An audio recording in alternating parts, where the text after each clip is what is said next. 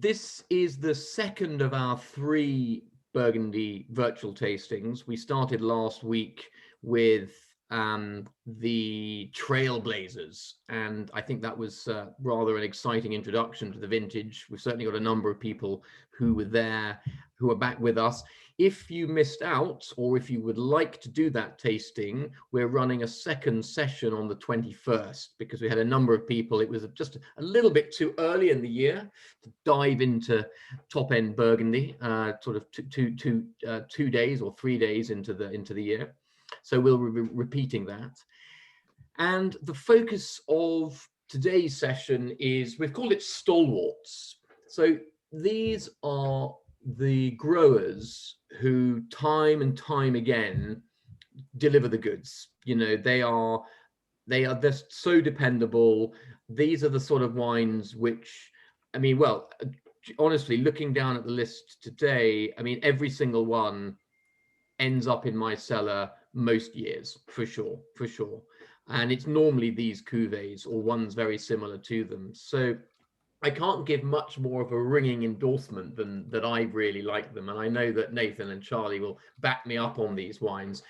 And we've tried to choose, specific cuvées, or on occasions representative cuvées, marrying up the available wines and wines which are drinking now with what we've got on offer from our En Primeur campaign. Requires quite a lot of nimble footedness, and believe me, Charlie isn't that nimble. So it's been quite hard work, but we've got a really good selection of wines for you this evening. I know you're going to enjoy them.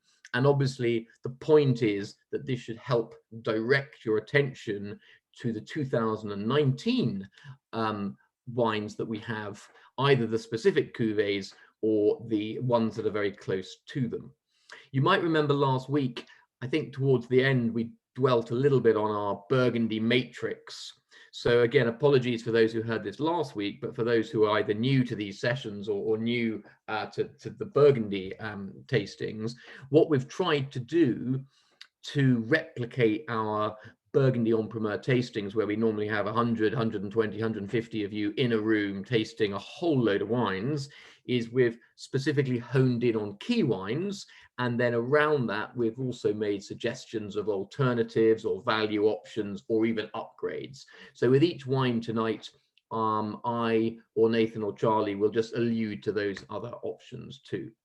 Anyway, without further ado, first wine in your glass. I know there was a little confusion with 1 or 2 people last week, so apologies for that, but just to make sure we're all on the same page and all drinking from the same glass, in a socially distanced way, of course. We are starting with the Balomio Meursault Narvaux 2017. And this really is a wine I take every single year without fail. Charles Ballot is one of those producers who is, I mean, he's absolutely up there now. He's really kind of redefined modern Meursault, taking it away from that very cheesy, low acid, rather clunky, gloopy, waxy style, which I think for a lot of people turn them off Meursault and more onto the steelier and more nervous Prunier-Montrachets, the more fruit-driven Chassagne-Montrachets, etc. So Charles he's absolutely at the top of his game right now, and he's getting all the plaudits from Jasper Morris and Neil Martin and William Kelly at the Wine Advocate, just making some stunning wines. Just looking back at my notes here from my tasting in November with him, and interestingly, he was saying that 2019 had more or less, in some cases, the high alcohol levels of 2003, which you might remember was a scalding vintage. But what he says is that he could never have made a wine with this finesse and this elegance and the balance in 2003, or even in 2009, another very warm vintage. And he says the reason for this is, yes, he's become a more nuanced winemaker, but also quite simply, the the vines themselves have started to adapt to these increasingly hot years. And one thing it's important to mention, especially for those who weren't at our session last week, let's not forget 2019 is the second of 3 hot vintages. You know, very, very warm summers and very dry. So you're getting very concentrated fruit and flavors. You're getting very powerful dry extract. And what surprised everyone, not least of all the winemakers themselves, after the initial tastings, is how a year or so on from harvest and now approaching bottling, just what wonderful freshness is in the 19s. So why we've chosen the 17 this evening with this particular wine is Charles has said, despite the heat of the vintage, despite the ripeness of the fruit, and despite the reasonably warm alcohol, he says the 19s have the acidity profile of 2017.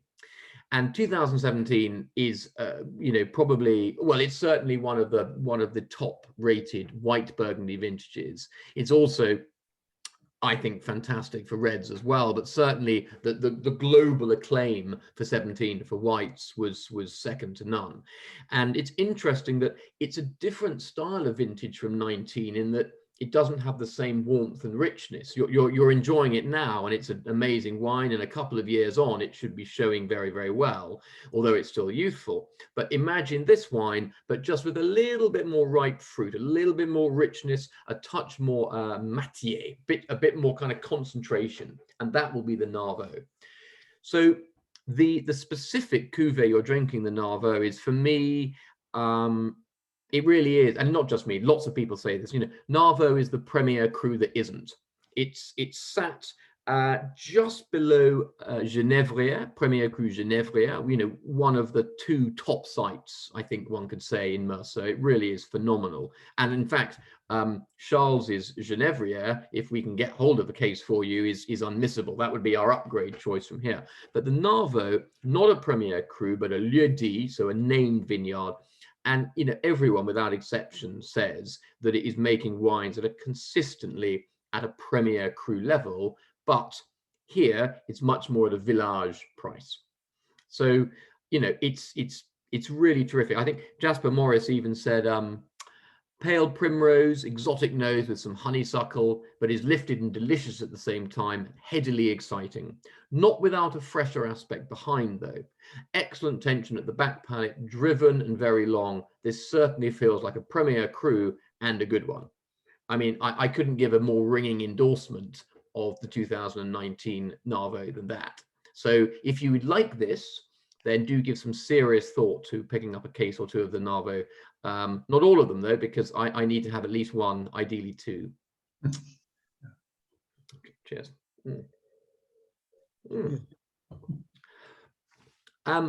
In terms of the sort of matrixy thing, I just noted down here, and maybe Charlie, you can pop these, or Nathan, you can pop these in the chat function.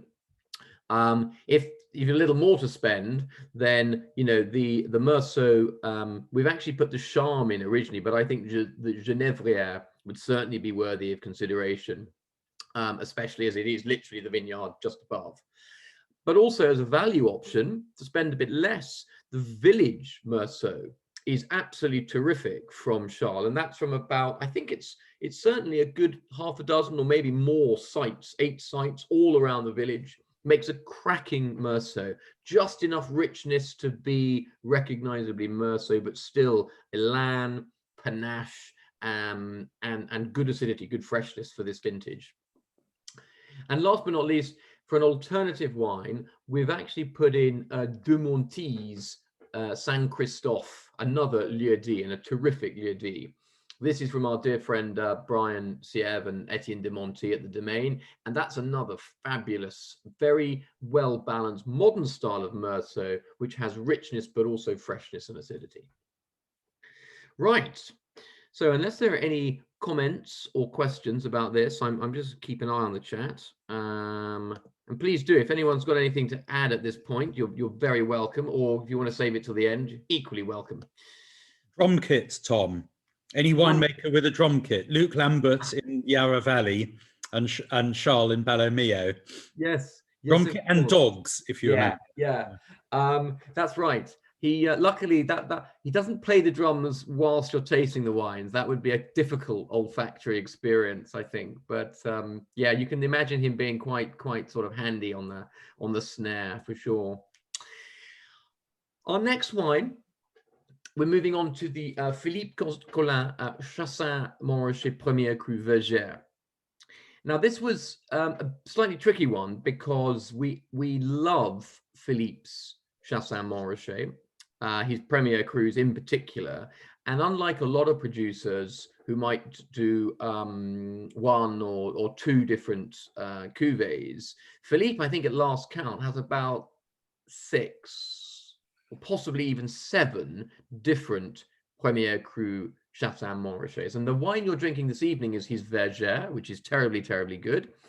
And we thought it would be interesting to try a white Burgundy with just a little bit more age and from a vintage which has, if the 17 Balomio that you had just now represents the sort of acid profile and the freshness that the 19s are capable of, then the 15 Vergers from Philippe Colin represents the richness of the vintage, the ripeness and the warmth of this solar year.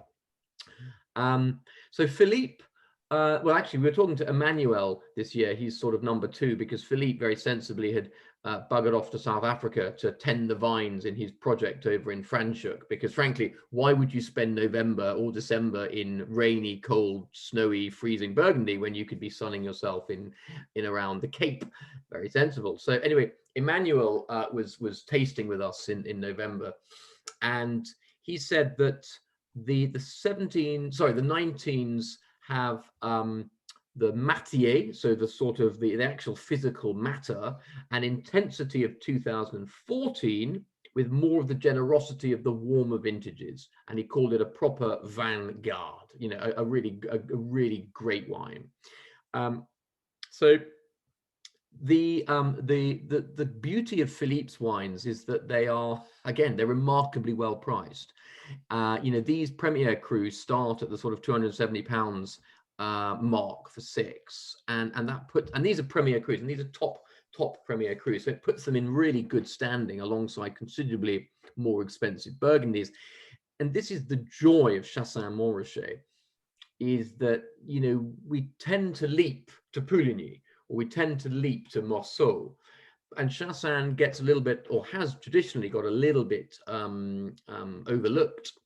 And that means that the wines are still ever so slightly underrated by comparison, and yet qualitatively they are right up there with Pouligny, and certainly up there with Meursault as well. So, you know, it definitely behoves you to kind of get to grips with Chassagne. The opportunities that we have with the 19 vintage, as I said, it's slightly tricky because we're showing you a 15, but quite literally because of the dearth of white Burgundy in 16 and 17 to very, very small vintages, and the 18s have just been shipped and aren't quite ready to go on the white front. We wanted to find an older one, and hence we've got the Vergers, which is a great wine. Although for me, trying the 19s this year, we decided to go with 3 specific cuvées. 2 we take every year, and 1 we took for the first time again this year since 2014. So if you like this Vergers, then we are offering the Chaumet, which is now from a specific little walled vineyard area, Clos in the vineyard. And this was unusually rich in texture and flavor. It's normally the lightest of Philippe's Premier Crus. That's very, very good. And that's at the same, I'd say that's slightly more generous than the Vergers, and slightly more charming as well. Whereas the wine that we have kind of made our own in recent years is the Maltroit, which is another Premier Cru vineyard, which sits just by the, it's right almost in town itself. It's right by the mayoral hall, by the town hall. And this traditionally is a bit more swashbuckling, a little bit richer, a little bit more forward, bit more kind of toast and hazelnuts, but actually in 19 was unusually elegant and racy. It was really very sophisticated. It's like it's sort of, you know, grown up out of its teenage years and is trying to appear a lot more sort of smart and sophisticated. And it's very, very good too. However, the wine which I think, you know, really commands your attention from Philippe's range is probably the En Remy, and this is a stunning Premier Cru vineyard from him. And I'll be absolutely honest, I really liked it. I always do. I didn't personally rate it any higher than either the Chaumet or the Maltroit. I put them all very much on a par. However, the critics have gone a bit crazy about the Remier, including Jasper Morris, who made it one of his 5-star wines, and I think gave it an extraordinary 93 to 96 point rating. And, you know, you can entirely understand why, because this is a vineyard which in the whole sort of hidden gems idea of Burgundy, where it pays to know exactly where specific sites are, you know, En Remy really needs to be on your radar. The vineyard itself is it's right next to Chassagne-Montrachet, not just kind of nearby. It's right next to Chassagne-Montrachet, kind of shares a wall, as it were. And it is, I mean, just not even a stone's throw, a stone's kind of, you know, gentle flick from Montrachet Grand Cru itself. It's the part of the vineyard which is in Chassagne rather than in Saint-Aubin. So, you know, you are getting a wine which is, I mean, really touching distance from Montrachet, actually touching Chassagne-Montrachet Grand Cru for, in this case, I think it's a bit more expensive. The Remy is about £330 a case of 6, but I mean, still insanely good value, and it's delicious. But, you know, the critics absolutely loved it. I thought it was tremendous, and it does have a rather lifted quality. It's a very aristocratic wine. At the same time, I still think personally the Chaumet and the Maltroit I'll be equally happy with whatever's left, frankly, because they're both delicious as well. Yeah, have a little sip of something. Has anyone, before we charge on with the reds, has anyone, let's just having a quick look, who has had or tried Philippe's wines before at all? Yeah, Stephen Fay, absolutely. Sorry if I'm missing hands up. Any over there? Yep. Raj, perfect. Raj and Crew, brilliant, excellent, good. Yeah, well done, Steve. They remain tremendous value. I mean, he's a great guy, Philippe, and, you know, Chassagne, if you look at it, it's basically split between about 2 or 3 families. You know, you're either a Colin or you're a Morey, or you're one of the two combined, basically. You know, it's all pretty divided up between a couple of families, and I think now Meursault is starting to get a lot more exciting, but Chassagne right now is for me where you get the best value Premier Cru white Burgundies, for sure. So super exciting stuff. Tom, it's worth, if you'll permit me to jump in. Of course, yeah. It's worth saying for everybody. I mean, you know, those of you who know me will know I'm a big white Burgundy drinker, but 2019 and 2020 to come are really big years to put some whites in your cellar. And actually, it was really fun, Tom, going back to that 2017, because if you think about the years that are really good for whites, there aren't that many. It's been 2010, 2014, 2017, and now 2019. And we think 2020 as well. And it's for all of my mates who say, "Oh, I only drink red," or, you know, I'm not really sure about white. I think these two are lovely examples to get started on, and are really special wines. And both of these wines have got. What do you think, Tom? I mean, I tend not to drink it too late, but I'd have thought they've got very, very least 5 to 10 years left in them. You know, if not more and more and more beyond that. Yeah. Still to attain that elegance, that balance, that acidity, that poise in them.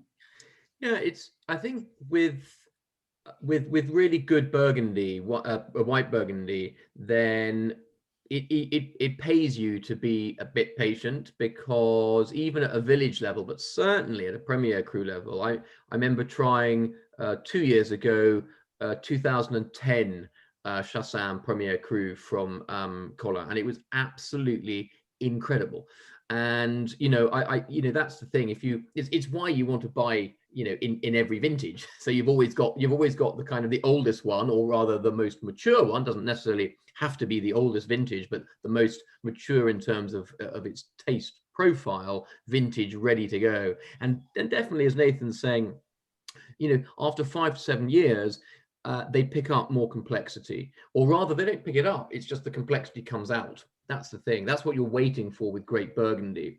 The terroir sometimes takes a while to shine through, to rise above the vintage conditions, good, bad, or ugly. But yeah, definitely worth patience. I've also stuck in the chat, Tom, that every year you and I have a competition to find the best regional white and red, because I love that. I love my value for money for everyday drinking. And the best Bourgogne Blanc this year, as last year actually, Philippe Colin's Bourgogne Blanc. So same producer. I think probably a close run into, if you prefer a leaner style, to the de Monty Bourgogne Blanc. Yeah.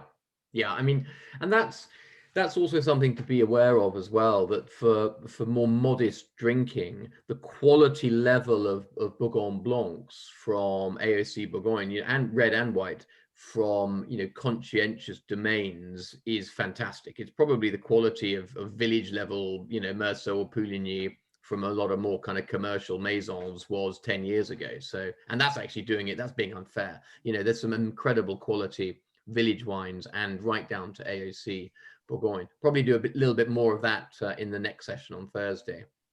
So moving on to reds, we are going to kick things off with the Duroché, Le Clos. That's the Gevrey-Chambertin.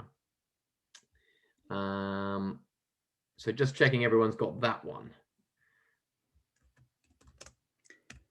That's wine 5, team. So don't go for wine 3. Wine 5. Wine 5. Keep people on their toes. It's dry January.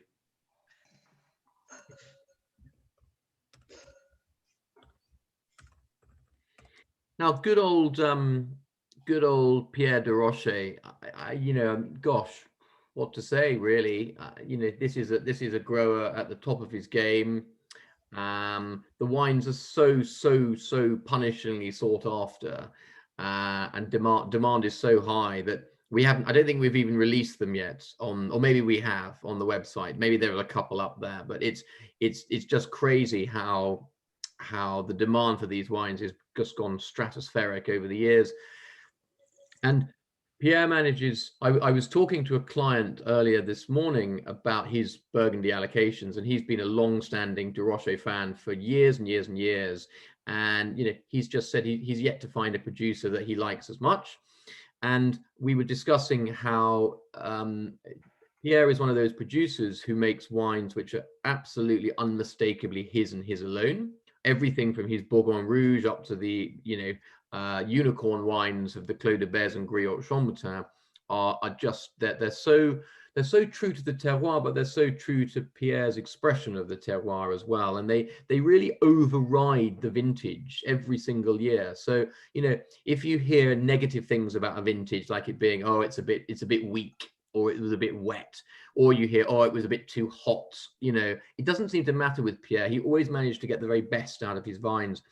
And he's lucky because, as well as being very hardworking, he has access to some fantastic parcels of very old, not only very old vines, but also grapes which have a considerable percentage of Milanderage berries. So these little small tiny berries, which gives you great concentration. It does lower the yield a lot, which is yet another reason why we never have enough Duroché wines to go around, but it means you get incredible concentration in the wines. But it's concentration without weight. It's this classic intensity, not density. that you get with producers like Pierre, and also with someone like Roma Topano as well. And we'll be finishing the session with one of my favorite wines from Taupenot-Merme. But this similar weightlessness, but incredible concentration and depth. And it really suited him 2019. He made the comment about the vintage being reminiscent of 2017 for its energy and its very clear delineation of vineyard sites, but at the same time having more of the richness and more of the power of 2018. So for me, that's the best of both worlds. I mean, you've got everything you could possibly want in red Burgundy. And you're drinking this evening the Le Clos, which is one of his lieu dits sites. And Pierre makes, gosh, if Philippe Colin makes sort of 7 or 8 different, or 6 or 7 different Premier Cru Chassagne, Pierre makes, 5 or 6, maybe more now, different lieu dits Gevrey-Chambertins. And again, he could blend them all, but he decides not to. And, you know, it's quite a good thing because, you know, you get a wonderful expression of Gevrey from different sites. I also think, and I have to say this because I think we're already, I think we've already got one case of the Le Clos 19 anyway left of an allocation of 3 or 4 in total, which went to last year's buyers. But I think this year for me, whereas 18, I really loved the Genevois in 18, and I loved it again in 19. But the quality of the village Gevrey was exceptional this year in 19. It seemed there wasn't such an obvious step up from village to single vineyard Gevrey this year for me. And if you aren't familiar with Duroché, then also the Bourgogne Rouge. The Bourgogne Rouge is an incredible start to your journey, and it's the sort of dinner party red you can put on the table after 3 or 4 years, and people will assume they're drinking a decent village Gevrey-Chambertin. So really, everything Pierre does from you know, AOC Bourgogne Rouge right the way up to well, the sadly, you know, gold dust, rocking horse poo, etc. Grand Crus is definitely worth tasting. He's a producer who we've been following for a number of years, and sadly is becoming harder and harder to keep our hands on the allocations we get. But luckily, he's been generous enough in pointing out sort of others that are worthy of consideration, including Charles Magnon. And last week, for those of you who were with us, and even those of you who weren't, you'll remember we had the Casdier Premier Cru from Charles, and someone else who is making wines increasingly in a style which is loved by Duroché lovers is Roma Topano. And it's very interesting how Roma's wines have become a little more elegant, a little more sophisticated, a little kind of lighter on their feet. And yeah, I think it's all about trying to find that cadre of producers in the style that you really like. Just looking at the sort of the Burgundy Matrix on this wine, I'll come back to the upgrade, but for a value option, one of the wines which has impressed me more and more over the years is the Morey-Saint-Denis lieu dits Gevrey-Chambertin from Domaine De Clefrantan. We're coming on to Domaine De Clefrantan next with the Vosne-Romanée, but that is a gorgeous little vineyard. And you know, the wine here at a shade over £200 a case for 6 is tremendous value. Gevrey-Chambertin. It's got some cracking reviews, and it's just one that slightly sort of slips beneath the radar sometimes. Mine as well, I have to admit. And it's one of those wines when we've had at dinners before, winemaker events. Everyone always goes, "Wow, what's that? I hadn't considered that one before." So that's just a little one to stick in your mind. There is the Gevrey Le Morey, a lieu dit from the hugely overperforming Clefrantan, which we'll come on to shortly. In terms of an upgrade, if you really want to get stuck into the upper echelons of Burgundy, then we've been incredibly lucky to time our as honest grapes sort of expansion with the Renaissance at Dugapy. And I think, did we finish last week with Dugapy? If we didn't, we should have done. It was incredible, the 2015 Côte d'Ivoire, the baby Chassagne-Montrachet. These are not inexpensive wines, but his Claude, well, I should say Loic, Claude's son, Loic Dugas, doing incredible things at the Domaine. And the Vieille Vigne Gevrey-Chambertin is exceptional. It's well above most Premier Cru levels. So if you really want to kind of go into one of the blue chip names, then then Dugapy is it. And the Vieille Vigne Chambertin, whilst being on paper, a lowly village level wine, is in reality, incredibly old vines. The texture, the concentration, the complexity is extraordinary. Okay, so let's move out of Gevrey-Chambertin and move on to Vosne-Romanée. So we're going to do the 2014 Clefrantan Village Vosne. So Clefrantan is the jewel in the crown of Maison Albert Bichot, or Domaines Albert Bichot, and Bichot is certainly one of the better maisons. So that means they're basically a negociant as well as own a number of domains.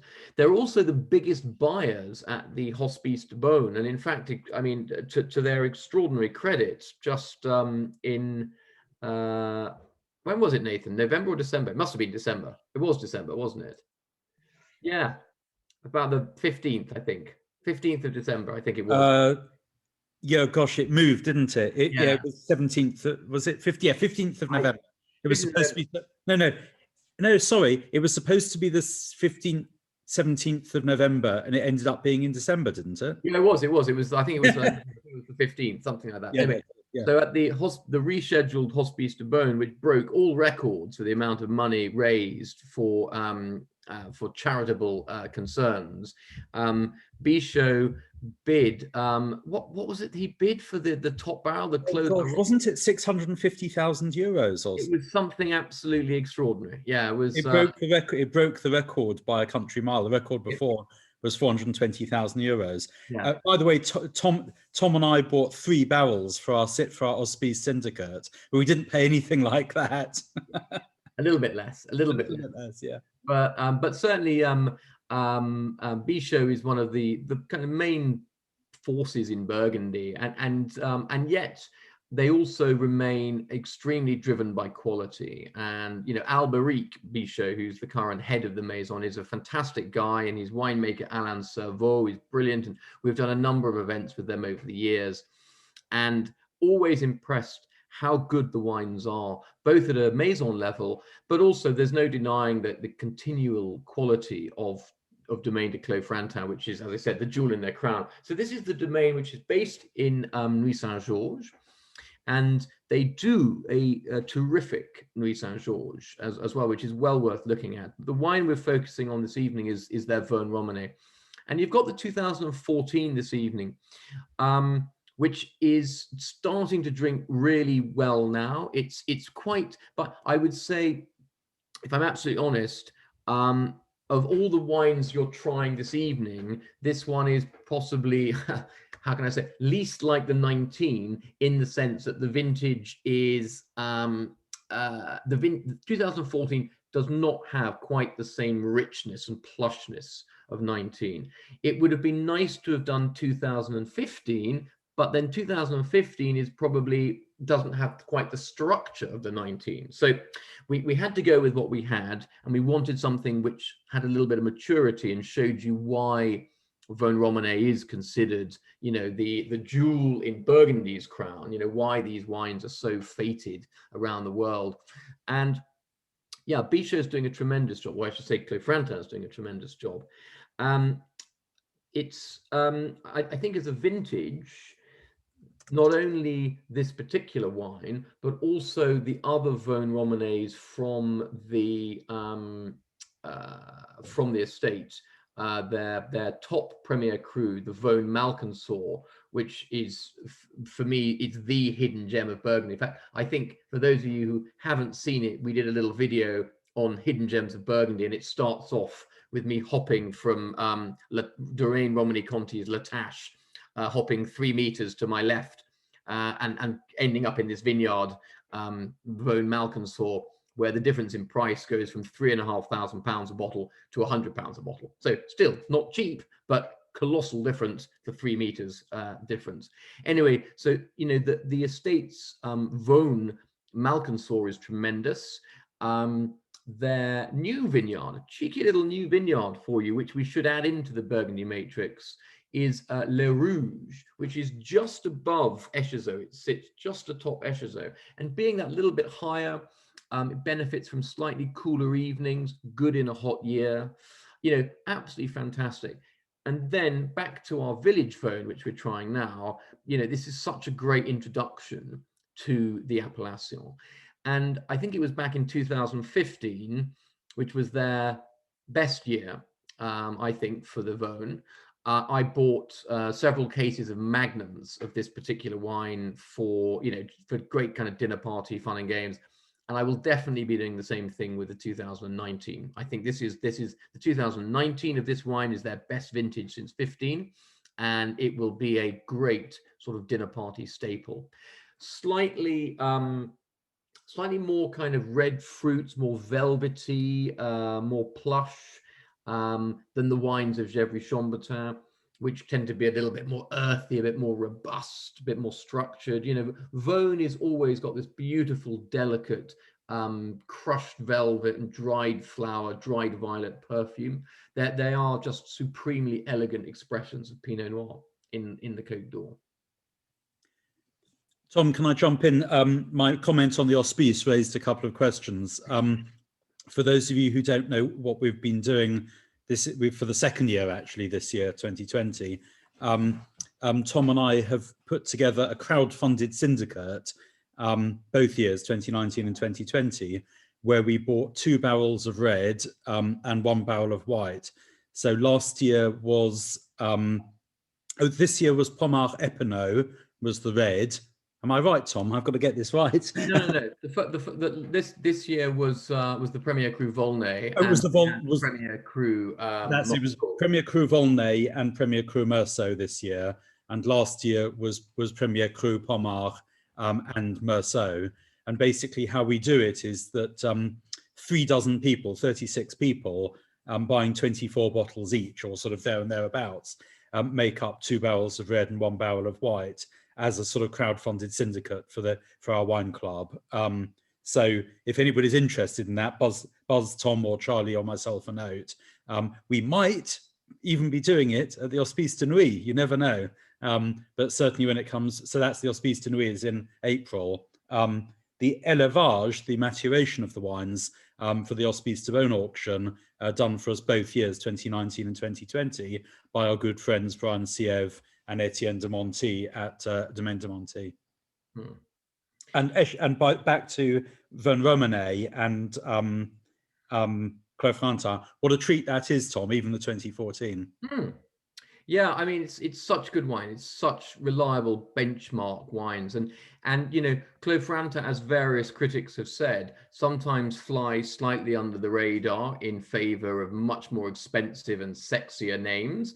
But I remember Neil Martin making the comment that sometimes in blind tastings, he would try the wines from Clefrantin alongside, the illustrious names like Domaine Romany, Conti, etc., and be amazed and very pleasantly surprised at how well they stood up So, you know, it's really good wine, great producer. And I think it's a good example where there is something for everyone, whether it's the Village Vosne or the Le Rouge, their new Premier Cru, I said, or the Malconsour, their benchmark, or right up to the Echezeaux too, at the Grand Cru level, which is tremendous. Looking, however, at value options and alternatives before we move on, another wine I definitely look at, and it's a real Burgundy geek wine, is the Fissa Premier Cru Clos de la Perrière. So this is a maison wine. It's made by Bichot, and you know, Fissa is back in the days, in the, you know, when the Cistercians were sort of demarcating the vineyards from the Château de Clos-Vougeot, the abbey there. They put Fissa as being, you know, up there with the very best, and Clos de la Perrière was spoken of in the same breath as Chambertin.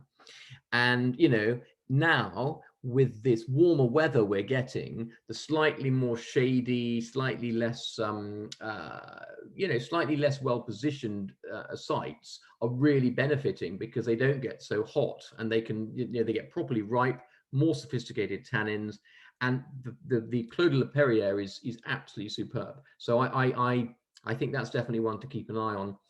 As an alternative Vosne, a producer who impresses us every single year is Jean Tardy, and Guillaume, who's the son of Jean, who's running the estate now, has extraordinary old vines. All the vineyards are very old vines, and he only has one Premier Cru, which is his Nuits Saint-Georges Argiat, but he has these four incredible lieu sites, and the Vosne is absolutely superb. It's I'm just looking it up here. Boom, boom, boom, boom. The Le Vigneault is about 348. So, you know, a similar sort of price point, and that is absolutely delicious. It's very sexy, lots of very tight kind of cherryish fruit, very floral, perfumed again.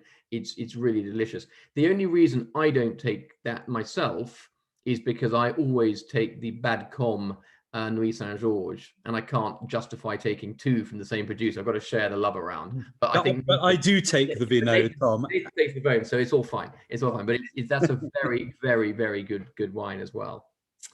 Okay, so let's continue our charge with our Premier Crus.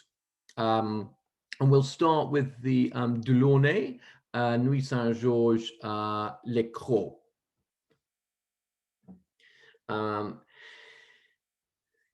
Delaunay is, I mean, wow, you know, Delaunay, we started working with last year. In fact, we were the first merchant in the UK to start with their En Primeur campaign, because they'd sort of been in the wilderness for about 20 odd years after the family having gone from being one of the most illustrious shippers in the whole of Burgundy. You know, they were responsible for the allocations of Ligier Belair's La Romanée, for Romani Conti. You know, they were huge. They sort of they sold to Jean-Claude Boisset, and then back in 2015, 2016, Laurent Delaunay and his wife came back from having built their empire in the south of France and bought back the name of the maison. They moved back into the wonderful family house in the Haute Côte, and they reconstituted Maison Delaunay. And I tried the wines for the first time at a rather lovely lunch back in 2019, and it was the 17 vintage, their first official vintage, and was amazed. I thought they were very impressive, and so we said, well, let's launch your 18s, and they were very successful. And what was rather lovely was at the end of last year, the Maison's winemaker, Christophe, was named Winemaker of the Year by the very prestigious IWC. So they've gone in a remarkably short space of time from being reconstituted to being now absolutely top of their game. And the tasting that I did with Laurent, and then dinner with his lovely family, was extended, to say the least. The tasting The tasting, not so much the dinner because I had to drive back, but the tasting was a good 3 hours, and we tried everything, and everything from the incredible aligoté, the Bourgogne aligoté from the Haute Côte, right the way up to the senior Grand Crus, the Echezeaux, the Clos Vougeot, the Chassagne-Montrachet, was fabulous. But the real heartland for Delaunay is Nuits Saint-Georges, a bit like Thibault Ligier-Belair, who is passionate about ensuring that people realize that the heart of the Côte Nuit needs to be Nuits Saint-Georges. The reason it's called the Côte de Nuit is because Nuits Saint-Georges is the center of it, in the same way that the reason it's called the Côte de Beaune in the south is because Beaune is the center of production. So, Nuit sometimes flies a little bit under the radar, and typically the wines, or traditionally the wines, have tended towards being a bit more earthy, a bit more kind of grit beneath the fingernails, a touch more rustic than the more suave counterparts in Vosne, the more aristocratic Gevrey-Chambertins, the more sort of feminine and subtle Chambols, and the wild pan-like leaping around of Morey-Saint-Denis. But Nuits is definitely an appellation which you need to get firmly to grips with, because the wines are terrific. And the wine you have this evening, the Clos, is just on the west of the village itself. And it's got very, very shallow soils, which lead straight onto this very powerful limestone bedrock. And this is what gives this wonderful minerality. The 2018 was a real star in our Burgundy tasting last year.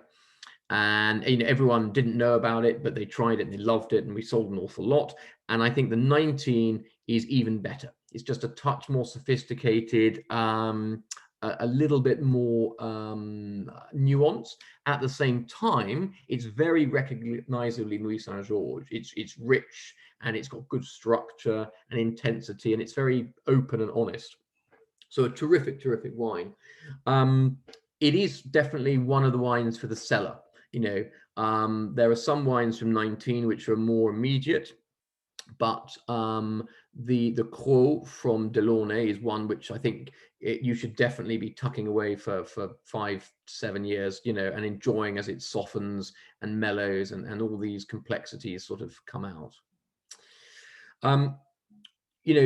Nathan mentioned the Hospice de Nuit. I am incredibly keen to do that this year. I tried all of the Hospice de Nuit reds with Jean-Marc Morand, whose name sounds a lot better, even with my bad French accent, than if you pronounce it in the English way. A lovely chap, great winemaker, has done an amazing job with the 2020 vintage. But Nuits Saint-Georges is definitely the hidden gem of the Côte de Nuit, of the main villages. So definitely worth keep an eye out for the Hospice de Nuit offers, but also do fill your boots with Nuits Saint-Georges this year. In terms of other wines to look out for from our offer, as a value option, let's start with the value option. Actually, Delaunay's village Nuits Saint-Georges at under £200 a case of 6 is superb. It's absolutely superb. It's kind of what the Gevrey-Meursault from Clefrantin is to Gevrey. This is to Nuits Saint-Georges. It's absolutely textbook. And Laurent has leveled it just right to be very typical Nuits, but at the same time to maybe just a touch more sophisticated, a touch more plush. Was a huge fan of that wine. We weren't thinking of listing it until I tasted it, and then I thought, well, we've got to throw that in because it's just terrific. As an upgrade, I couldn't not mention Jean Tardy's Nuits Saint-Georges Argia, which is superb. I mean, that's Guillaume's top Premier cru, and that is mighty wine indeed. Magnificent stuff. It's just as it's sort of it's touching Grand Cru level in quality. And last but not least, my alternative, which as I mentioned is the wine I take every year for myself, is the Bad Com, also from Guillaume from Domaine Jean Tardy, which I have to say has got exceptional reviews this year, and as it should. as indeed it should. But that's a little vineyard, which, unlike the previous two I've just mentioned from Nuits, that's a little vineyard which sits right on the boundary with Vosne-Romanée. It's an extraordinary site. It's just below the little track, a slight depression, but it's just opposite Malconceau. It's next to Première Cru Boudot in Nuits Saint-Georges. Amazing little site, and again, it's one of those ones which increasingly is being recognized as not only benefiting from this warmer weather, but the quality of the winemaking, the quality of the wines is massively on the rise. So look out for that one as well. Tom, I think it would be fair to say, wouldn't it, if you turn the clock back 10, 15 years, that you'd say Nuits Saint-Georges would be a bit dusty, a bit Foursquare, a bit of a typical British person's, Nuits wine, and now they've got more sexy. And maybe that's better technical production, good winemakers, global warming. I think I've got to say as well, I've tasted lots of Nuits Saint-Georges that isn't as interesting as these. So I think it's about the selection of winemakers as much as anything. But again, go back 10 years and Chambolle, Musigny, Gevrey-Chambertin, Vosne-Romanée, obviously, would have been, well above Nuits Saint-Georges in one's consideration. So finding sexy Nuits Saint-Georges is really quite fun now. Yeah, it absolutely. Nuits Saint-Georges is the pommard of the Côte de Nuits, because pommard has similarly shrugged off its image of being a little bit rustic, a bit Foursquare, and in recent vintages, the level of sophistication of the tannins, the sort of the richness, but without too much weight. Of pommard has really started to shine through, and I think definitely with Nuits Saint-Georges as well, these are becoming wines which you're going to want to have them for sure. But it's still fair to say that on Nuits Saint-Georges, be selective. I think Tom and I are pretty careful about who we'll work with. There's still quite a lot of stuff that tastes sort of rather dry and dusty still, whereas these are pretty exciting. Yeah, and it is also it's worth pointing out that I think Nuits Saint-Georges definitely benefits from this kind of these warmer vintages. It tends to overperform when there's lots of sunshine, because the fruit gets properly ripe. You can harvest at a time when the tannins are going to be a bit softer, or you can ensure that they are. So last but not least, another of my perennial favorites. I had a bottle of in fact, I've had 2 bottles of the 2016 of the Morey Riotte in the last 2 months. And that sounds punishingly young. And it probably is, but I love it so much that I couldn't help myself. So Roma Topano is 9th generation winemaker from Domaine Taupenot-Merme, right in this extraordinary crossroads in Morey-Saint-Denis, where you have Clos de l'Ombre just opposite, you have Clos d'Étang just next door, you have a whole load of others, basically. I mean, it's this extraordinary agglomeration of great winemakers. You've got Dujac here, it's just amazing. And Morey is another of the appellations which tends to be a little bit in the shade, typically, of Gevrey-Chambertin, of Vosne, of Chambolle, and yet increasingly the wines go toe to toe with the best of these other appellations. And Morey at its best combines the sort of I wouldn't say silky, but the sort of the perfume and the softness of Chambolle with the power and the intensity of Gevrey. And it adds something else in there too. For me, there's always this slight kind of arboreal quality, this foresty, old forest sort of, cedar character, the sort of humus and damp earth and sort of, hedgerow character of Morey, which is really very, very exciting. This particular vineyard, Riotte, is another great overperformer. It's basically just opposite, as in directly opposite Clos de l'Ombre, and it touches Clos Saint-Denis, Clos de la Roche, Grand Cru, rather. So it's a really good little position.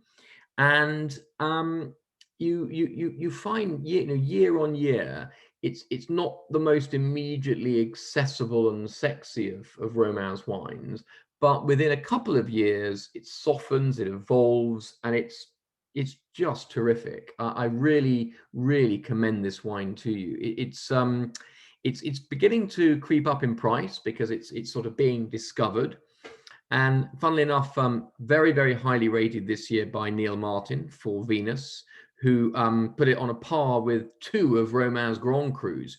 His tiny bit of Clos de l'Ombre, which he owns and prevents Bernard Arnault from being able to call it a monopole, and also the Corton Rognier as well. So, it was the joint highest rated of Romain's Premier Crus. And, it's one of those wines where Morey-Saint-Denis doesn't tend to feature as frequently as the better known villages, like Nuits Saint-Georges. But when you find these excellent plots, you've really got to bag them up, because they age very gracefully and they have great longevity, and they're just brilliant stuff. Really lovely.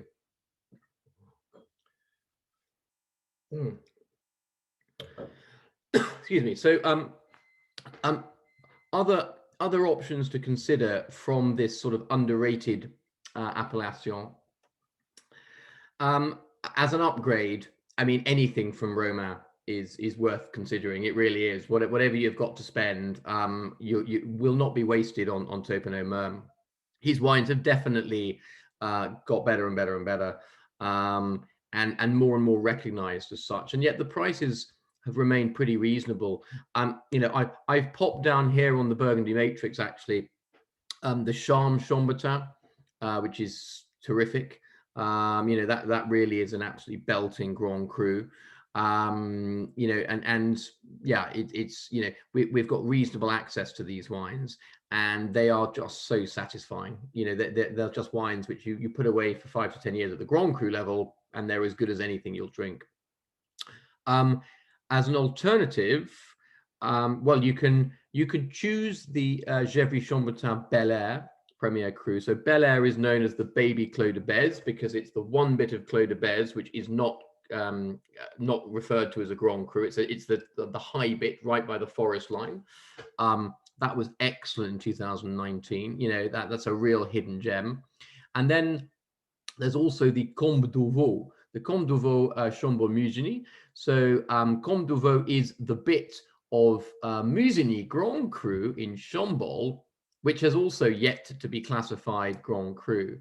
If you look at the backstory of this vineyard, it's quite interesting. It's all down to the days when, if you were elevated to Grand Cru, then you had to pay more tax. So some growers decided, they'd rather keep it Premier Cru and not pay more tax.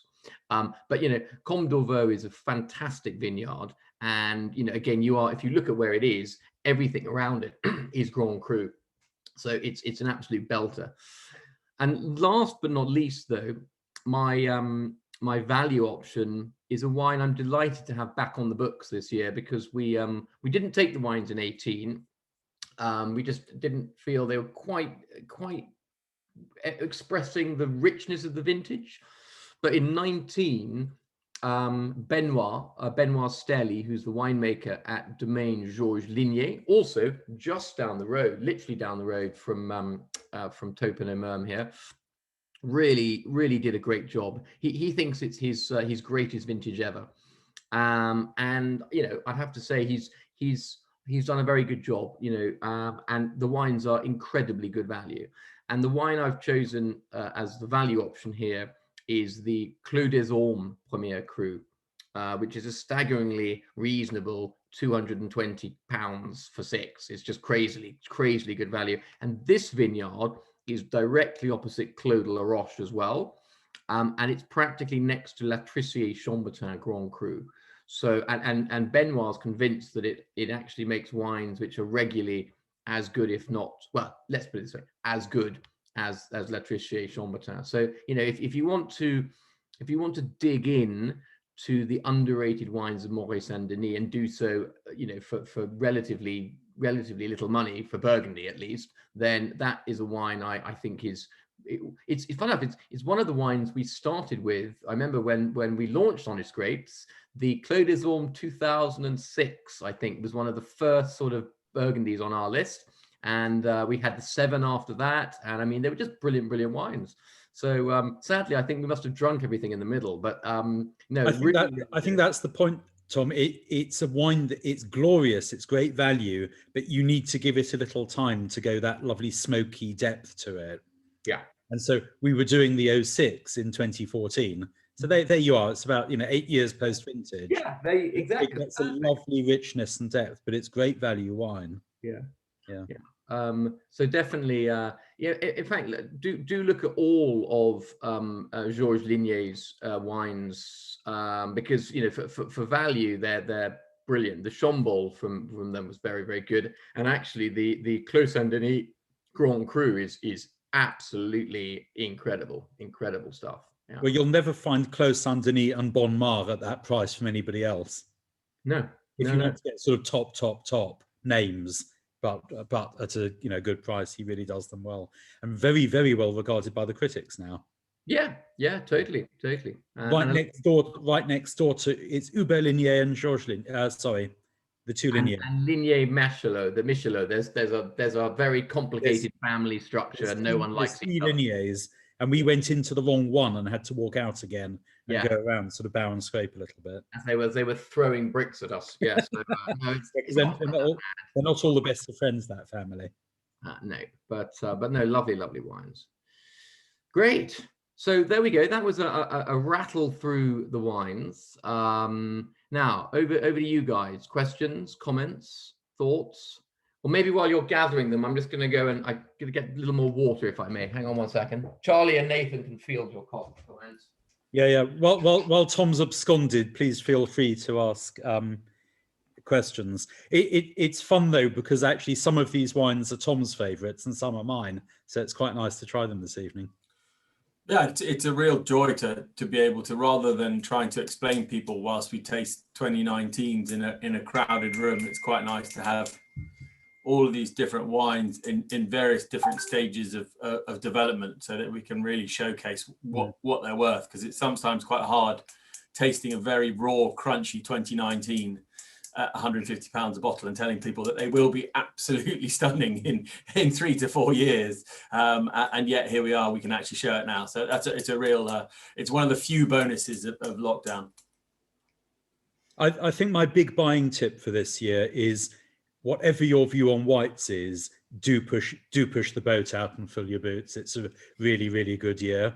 And on reds, be a bit selective and chat with Charlie, Tom, myself, Luke, Angus, whatever, because there's nothing overcooked or stuck like last year where we had to be very selective, but there's definite high points. There's definite sort of high points, and stylistically, a lot of producers that we work with have really now managed to cope with those extra warm years by a mixture of better winemaking, slightly earlier picking, tricks like that. But definitely, Tom, it was last year we didn't take anything from Sauvigny-les-Bains at all. Too alcoholic, too stark. I think this year, I don't know, I think, was it Chambol? I think you've got to be pickier about this year. Yeah, Chambol, yeah. Yeah, what we have on the list we think is great. So it's not that Chambol is bad, it's just be picky. And I think that's the question. Some producers do better with these solar years, with earlier picking. We haven't talked about the whole bunch, whole bunch versus de-stemming thing, which has sort of swung in and out of fashion. But you do have to be quite sort of picky, and by thinking about your style and what you've enjoyed this evening, you can have a sort of conversation about which things you'd like to buy. Yeah, it was very hard to generalize this year. It's so easy. It's nice when you go around to producers and they all say the same thing, but I can't remember a vintage where, whilst everyone was very pleased with the quality, it was more difficult to draw together the threads of the style of the vintage, because people had different comparisons, but often that was making comparisons, of course, with their own wines rather than in context of everyone else's, because it's not just us who have not tasted as widely as we normally do. The growers themselves, a number of them come over to, in fact, a number of them come over to London for Burgundy Week, not just to show off their wines, but to try everyone else's. So, and I've seen a number of Burgundy names, big names, who come over here, and for them, it's where they taste Burgundy. So, it's a little more difficult to obviously make your own mind up this year. One good thing is there's greater homogeneity of quality in 2019. There's people in terms of whether you go for Bourgogne AOC level right there up to Grand Cru. There's really good wines at all levels. It's been very generous in terms of its quality. Sadly, it's not so generous in terms of quantity, and allocations are down. And I guess because everyone's in lockdown with nothing else better to do, everyone's very keen to get some nice Burgundy. And so it's been a very brisk campaign so far. So yes, it's quality, not quantity this year for sure. But being realistic about it, Tom, it's a good year to trade down and up at the same time, because the quality of the villages and the lieu is so good. Yeah. Not all about spending more this year. It's about, there's some, on the reds, there's some really good drinking wines to be picked up at village and lieu level, and then some cherries that you're going to stick away for a long time. Yeah, actually, that's a really good idea. 19 is not a year to play safe, as in if you want to sort of take a chance on a lesser known cru or lieu which you hadn't previously considered. Now's the year to do it, because they've really excelled. But similarly, there are unquestionably this, at its top end, Burgundy is at its best in 19. So yeah, it's exactly that. Trade up and trade down. Have fun with Burgundy this year, because it's a great vintage. That kind of addresses the question that's on my mind. Like when you've gone through selecting the wines from the complex region that Burgundy is, does it narrow down to the parcels of land, and then you kind of decide from there just a few successful winemakers? You kind of worked it down to the terroir, I think first and foremost? Anna, I think it tends to be slightly more the other way round, in that we tend to find growers who not always, but by and large perform each year. And when you get to like a particular grower, you tend to appreciate their wines across the different vintages, because then if you like the vigneron, the winemaker is the artist, and the vintages are the different albums. Really, you'll have slightly preferred ones within. But that having been said, there's no denying the fact that over the years, certain appellations have tended to impress us more than others. And I think, Nathan mentioned we've struggled a bit with Chambol generally. We've got a couple of nice Chambols from the producers we like, but when you look at how well covered we are in Gevrey-Chambertin, for example, just so happens, and there's no denying that everyone is saying that, Gevrey, Pommard are really excelling in recent vintages. So, you do tend to see trends within appellations where we at least think we've recognized growers within regions that are really overperforming. Again, Chassagne-Montrachet, we've struggled a little bit with Pouligny. In fact, we've just introduced Jean-Marc Boileau onto our list today, and who's a producer I've absolutely loved for years. We haven't really done anything with, and we got our first allocations. And for me, that's a blue chip Pouligny producer who's retained style and quality. It's quite distinctive. It's properly rich, and retained great value. But it's been a while since we've got that excited about a Pouligny producer. Yeah, and the thing about Burgundy is annoyingly, it just is quite complicated, because you've got all those dimensions of grower, vintage, the climat, and the everything that's thrown at that vintage.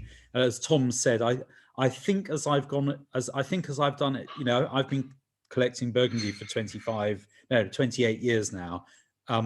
I think I've gone more in Tom's direction of saying I start with the producer and see what they do with the wine.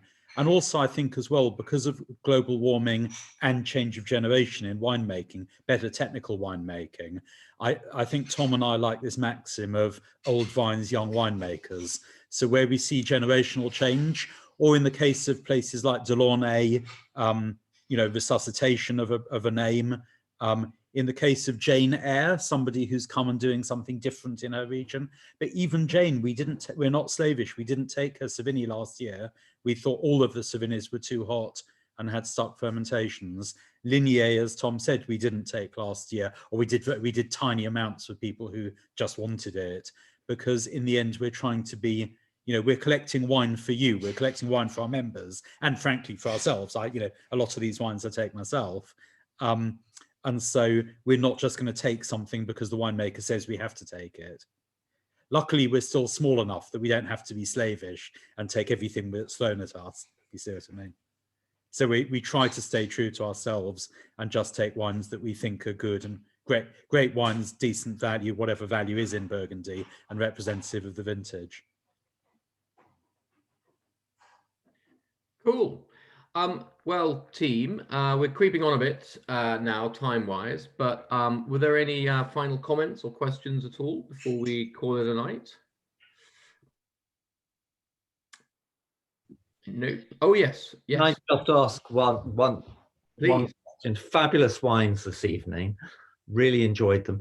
How long, what do you think is the ideal time to hold on to a red Burgundy for? So I would say it does depend. It depends producer to producer and vintage to vintage, and frankly wine to wine. So it's not very helpful. But trying to be more general, and of course it depends on your personal preference, drinking taste. But all those variables taken into account, if you imagine that a good village level Burgundy, then you should want to tackle it, I would say, probably within 2 to 5 years of shipping. That doesn't mean you have to drink it in that time, but I wouldn't drink it much before that.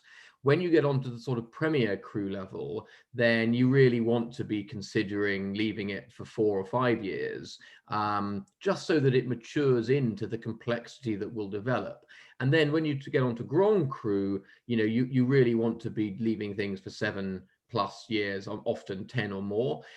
That having been said, there's no denying that winemaking today is very, very different from even 10 years ago. And the drinking windows are a lot more open. And this isn't just with Burgundy, even Bordeaux. You can drink Grand Cru Bordeaux, Premier Cru Classé Bordeaux, etc., from vintages like, let's say, 15 and 18, considerably earlier than you would ever touch 2005, or 2010. To 15 and 18, we'll start to drink ahead of 5 and 10, because the way they're made, much in the same way as Burgundy, the tannin management is much more sophisticated. Therefore, the idea is you can still be great and young. You don't have to be utterly undrinkable for the first 20 years. There used to be this rule, and I remember when I came back from Germany to the UK many years ago, I went to some wine tastings at Avery's in Bristol when I lived there, and they said regional 2 years, village 5 years, Premier Cru 8 years, Grand Cru 12 years. Complete rubbish, throw it out the window now. Okay, but because global warming and better technical winemaking means that most wines, as Thomas said, are approachable younger and more attractive. And also the British taste. Many British people like to wait for Burgundy to be thinning, old and brown. As I've got older, I like my Pinot younger. Haha, read into that what you will. But so I tend to drink things when they're still. That got Anna going. I tend to drink wine when it's still showing some good primary and secondary fruit. So, But anyway, if you want to write something down, write that down. But I think, as Tom said, it's relatively meaningless. When I buy a case of 6, I may sort of think about that rule and wait a bit longer, wait a little while, open the first one, and then calibrate the rest of the bottles based on that. Thank you, Thanks. team. Cool. Another lovely evening. Thank you. Excellent. Well, very nice to see you all. Thank you for coming. Hopefully we will see all of you on Thursday for our Challengers evening. If you're not signed up to that, there's probably still time to get in and get the pack out. You never know, we might end up repeating this one and the next one as well for anyone who can't make Thursday or would like to do this all again. But in the meantime, do get in touch about other Burgundies you're after. If you haven't got the brochure and the wish list, etc., we can send that to you. I think most of you have, but if you don't, we'll be in touch. And thank you very much again for joining us. Have a great evening. Cheers. Yeah, everybody. Thank you. Wonderful evening. Thanks, Tom. Thanks, guys. Thanks, Tom. Bye. Thanks, guys. Take care.